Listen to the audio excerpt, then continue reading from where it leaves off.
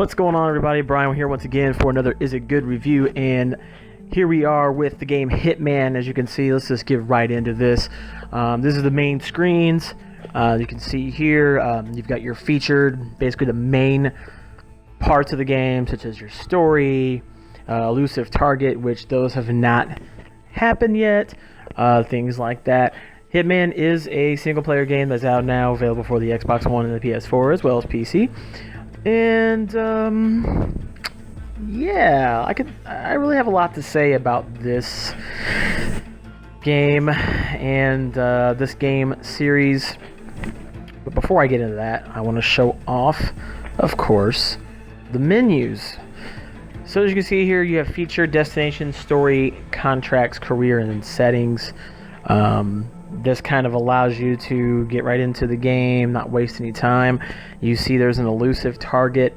Those haven't even came out yet. What that basically is that for so many hours or for so much time, you have to try to take out a target, and you only get one opportunity to do so. As you can see here, this is your briefing when you start a mission. It's planning what weapons you want to take with you, where in the map you want to start. You're only limited to so many weapons because you have to unlock them by way of what is called a mastery level for each area. I know it's kind of weird, but that's how it works. Basically, you start off with the traditional fiber wire. You have a coin that you can throw to get guards' attention and things like that. This allows you, as you can see here, by way of unlocking mastery levels in levels. You can have certain items smuggled in, like a sniper rifle, things like that. And then you can also start in certain areas already kind of in disguise. Once again, you do have to unlock these by way of a mastery level also, which kind of makes it a little bit easier to start the level. I'm more of a traditional Hitman player, so I really like to start from the very beginning and everything else. These here are discover challenges. These are things you can discover in the game. If you complete these little objectives, you get what's called mastery points. You can see that there on the side, on the bottom right. They're worth so many points. Some of these are worth 1,000. Assassinations are usually worth 5,000. The way you different types of kills you can do in the game, things like that. They all add up to your master level, which is the very, very bottom right corner, as you can see there. And this is just for the Paris level. As you see, here's your leaderboards for this particular mission, things like that. I'm not going to give away any story content because, to be quite honest, there really isn't much yet. What they did here was, instead of giving you a whole game all at once, they're doing the episodic form. I don't really care for that so much in these particular types of games. Maybe more like the Telltale games, like, you've got your Walking Dead or the Game of Thrones, Wolf Among Us and things like that, where you can do that sort of thing here. That's fine. I think that works well because you're just doing it that way, and those are just meant for that particular type of a point and click game. However, here I don't like it because I don't know. I don't think it is meant for a game such as Hitman, because whereas a game like The Wolf Among Us or Walking Dead, it's a story, so it's kind of like you're watching TV. An interactive TV experience, whereas in this is a series that has been established as a complete game from once you purchase it.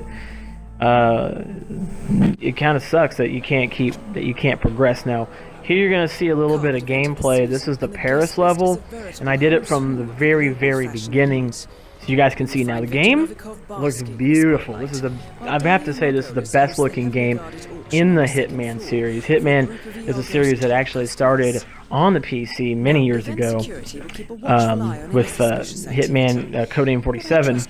I've been playing these games since they started on the PC. The game is kind of comparable to Absolution in the sense that you have the instinct button, which you'll see here, which is that right there that kind of shows you your target in red. shows you areas of interest. This is kind of funny here. She got she got mad that I crossed in front of the camera. So I mean, they do interact. The characters do interact in the game.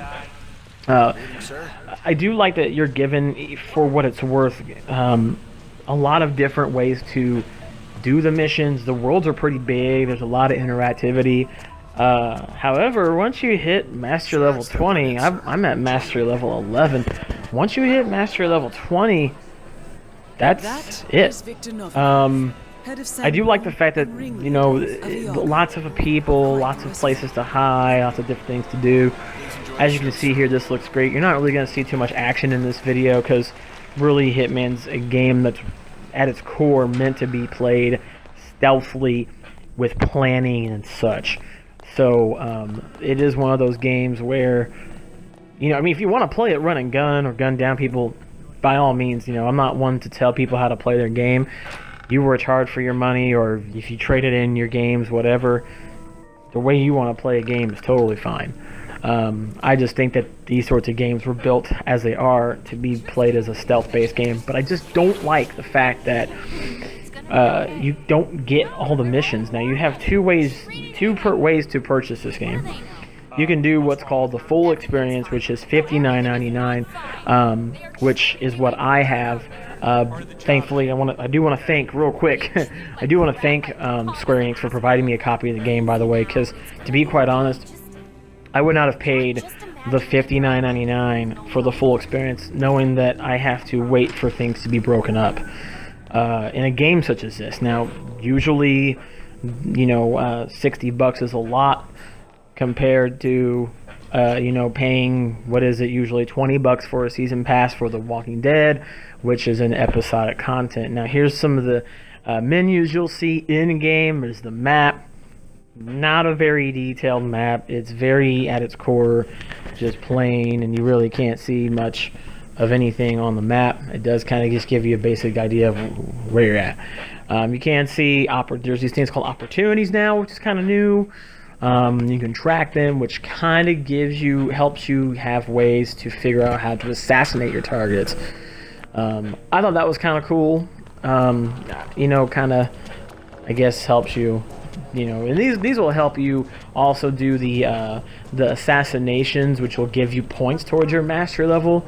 But I mean, you can probably kind of tell from the tone of my voice, my reaction to this game is kind of mixed. I love Hitman. I think Hitman games are phenomenal. I think this game is fun. Is it a good game? Yes. I think it's a good game. Is it worth buying the $59.99? No, because what you can do is you can buy the $14.99 edition, which allows you to basically just get what I'm playing right now, which is just Paris, the tutorial level, which you do have a tutorial level too. So I don't want you to think that it's just this mission. There is a tutorial level. You get all of that for the $14.99, and then you just buy the levels as they come out. And apparently, according to Square Enix, they're supposed to be dropping stuff every week. They do drop contracts every week. They still have contracts in the game. You can create contracts and things like that, make targets for other of your friends to try to take out. But they're supposed to be dropping once a month a new level, which I believe the next mission is supposed to be in Italy. So looking forward to that next month. However, go out there. I don't know if you can rent this game. If you can rent this game, or somehow is eventually going to be coming out in disc format. Get this, not until 2017.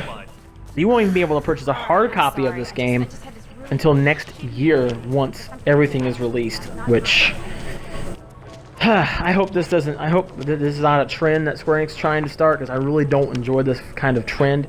But I do want to thank you very much for watching, and until next time, see ya!